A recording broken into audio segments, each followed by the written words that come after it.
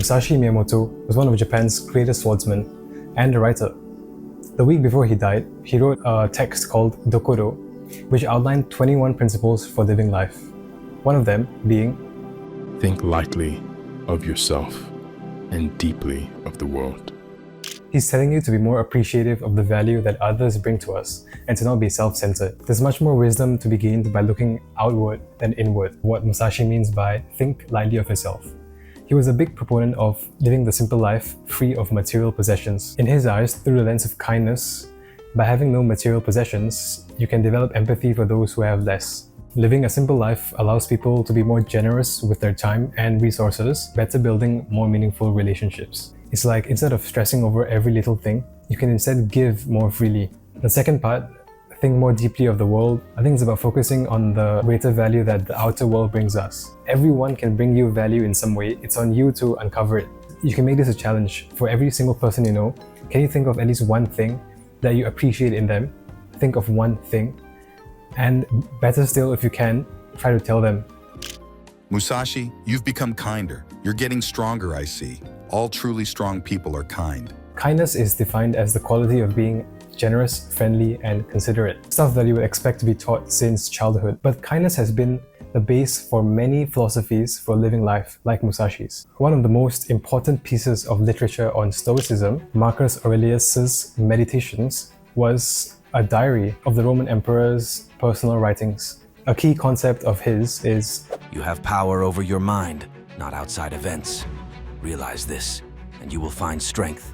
You may not be able to control what happens to you, but you can definitely control how you react to it. So it's completely within our control to choose to be kind at any given moment. Marcus felt that doing so would foster social harmony. Whenever there's a disagreement, try to put yourself in the other person's shoes and try to understand what's going on. Because by being kind, you would both be keeping your inner peace and impacting the world positively. It is said that after defeating the Quadi, a Germanic tribe in one of his military campaigns, Marcus ordered for the humane treatment of the prisoners instead of the standard Roman practice of selling them off to slavery. Marcus gave them food and shelter.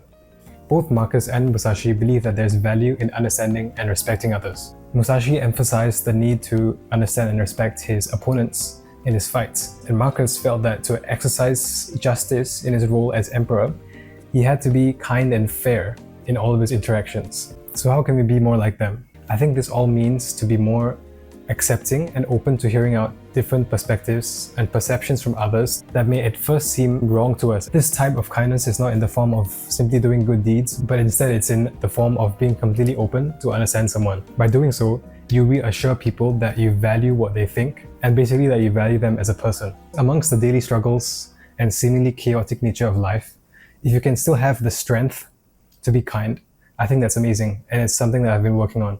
With the feeling of Sonder, that everyone lives a life as complex as yours, realize that everyone feels emotions as complex as yours. Think about how much your day or your mood would improve if someone randomly did you a small but unexpected act of kindness. But I do find myself thinking about these following questions.